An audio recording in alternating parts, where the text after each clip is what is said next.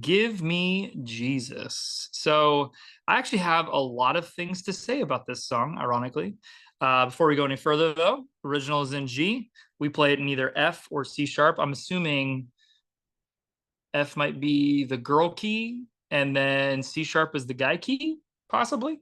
Uh, I usually, full disclosure, I usually don't sit in on main service at our church. And so anything that gets played, I just have to, kind of naturally figure out what they might have been thinking or doing.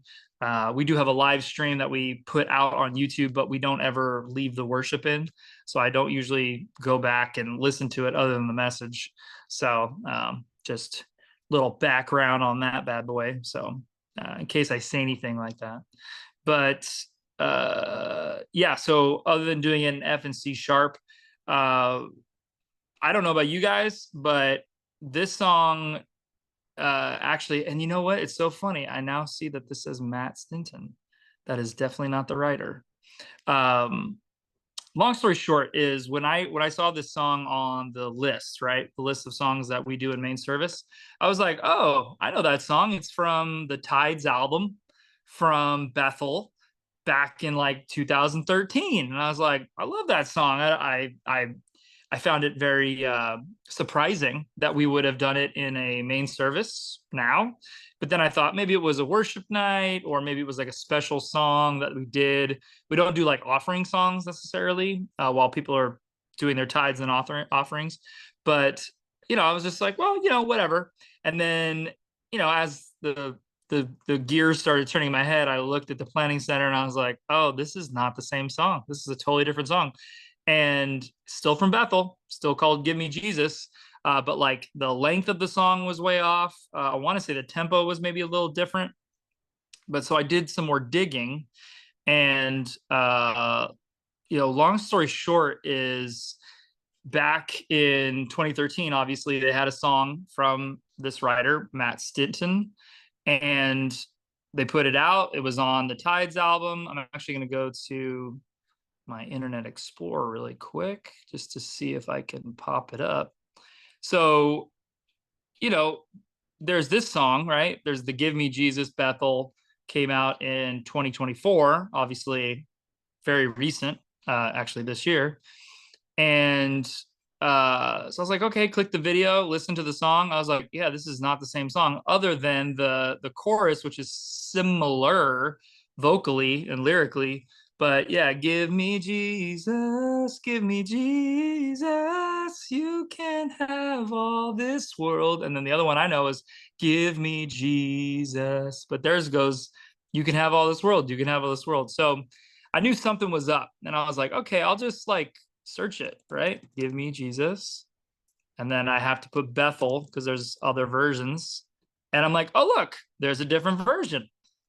Oh, look, it's made by Matt Stinton. Oh, look, it's from 2013. And I'm like, no charts, no nothing, no video. I'm like, that's interesting. Then what else did I do? I went to, well, then I Googled it. I Googled Give Me Jesus. Cause I was like, well, maybe this is like a hymn that I don't know about. And like, lyrically it's very modern, or sorry, not modern, it's very common to use like a public domain song. And sure enough, I found another, like it says hymn information, African American spiritual by this arranger. And then it has the vocals I'm used to: give me Jesus, you may have all this world, give me Jesus. But none of these scriptures popped out at me saying like, oh yeah, it's those lyrics and da da da da da. And so I was like, I was just tripping. And then the last kind of nail in the coffin, no pun intended, but if you actually look up the Tides album for Bethel, and they have a live album, but they also have a studio version. Studio version is what I know. And other than Tides, which is the title track, right, which is a very short instrumental thing. It's not even, I don't know if they wrote this album at the beach or what, but there must have been some background for the name of Tides. But the only other song that's not on the album here on multi-tracks is Give Me Jesus. So just very interesting stuff. So if you guys know any backstory on this, please type it in the comments or send me a little email, scott@onlywaytoplay.com. But yeah, I just thought that was very interesting, to say the least. So now we can actually get into the song. First thing I noticed was there's this cool bass line that goes into the bridge. And if you know, for the most part, the songs are pretty, or the songs, the chords are, you know, pretty straightforward, nothing too crazy. Um, we're gonna get into the drum side of this because the drums really spoke out to me, just because they're, yeah, it's just very cool. I like the what the drums are doing in this song. But yeah, so back here, so the bass line, um, it's a walk up to the one, so da-na, and then they go 5 1 4 1 3. That's what the bass does, right? Da-na-na-na-na-na, and then they go into the bridge. So if you're a bass player, definitely make note of that because it would be cool to play. But then the kicker in the bridge, I believe it's just the bridge, is this double halftime. And you know, I've actually gotten not called out for this from other drummers, but you know, long story short here is I was playing with one of our drummers at church, and we were doing halftime. You know, so you have straight, right? I'll try to show you my knee. No, I can't show you my knees because my screen, my camera goes up and follows me. But so this is just straight. 1 2 3 4, snare on 2 3 4. Then halftime is the snares on 3. 1 2 3 4. 1 2 3 4. Then what I call double halftime, which I think is a common thing. I don't know. But it's basically the snare doesn't hit till the next one of the next bar. So 1 2 3 4. 1 2 3 4. 1 2 3 4. 1 2 3. So it's super cool. It's very like metal rock, hard rock based kind of stuff. But they do it in this song and it's super cool. I really like it. I think it adds a lot to it. Even if you go from halftime to double halftime, it'd be cool. But whatever you call it, just know that's what it is. That's what it sounds like. We also have this picked bass thing in the last bridge, which I kind of liked. And then in that section, I wish it actually went halftime there. I don't think they do it there. But the other thing I noticed is you can tell, and this is in general, right?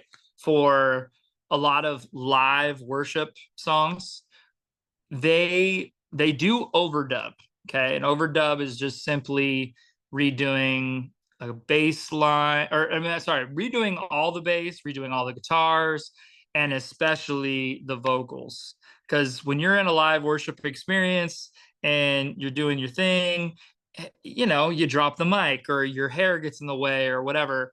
And so this song, as you're watching it on the video, Bethel and or Jesus Culture, they're very free, right, with their worship, to the point where they might be sitting on the ground, they might be like in the back corner.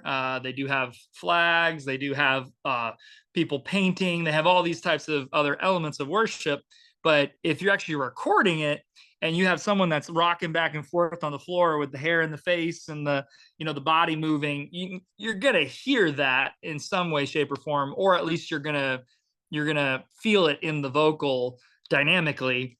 And it's not like we're using condenser mics here in a live performance. You're going to be using a dynamic mic, which is very sensitive to, you know, if you move it any which way, you're going to lose the vocal. You're going to, you know, you can do compression, you can do all these other effects.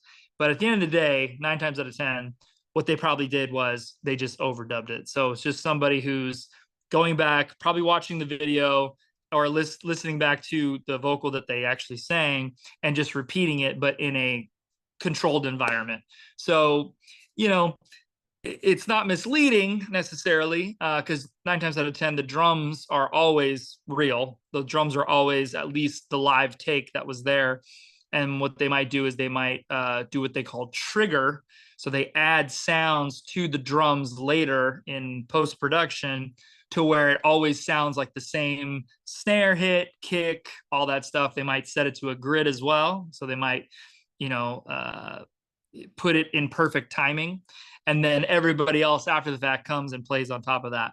So anyways, in this song, it was very apparent to me while watching the video that probably a lot of this stuff was overdubbed, which is fine. But don't be discouraged if you're watching these people worship and they sound so good and perfect vocals and blah blah blah. It's more so about the recording necessary, more so than just recording the live performance, if that makes sense. So if you have any questions though, hit me up. We can definitely talk more about it, because yeah, it could be kind of confusing. So, and last but not least, the last bridge one, which let's see, yeah, so last bridge one, which I don't know why I don't have more than one bridge, but yeah, anyways, double halftime there as well, which is kind of cool. So overall, I know it's a lot of background of the song, not necessarily about the song in general, but yeah, pretty cool.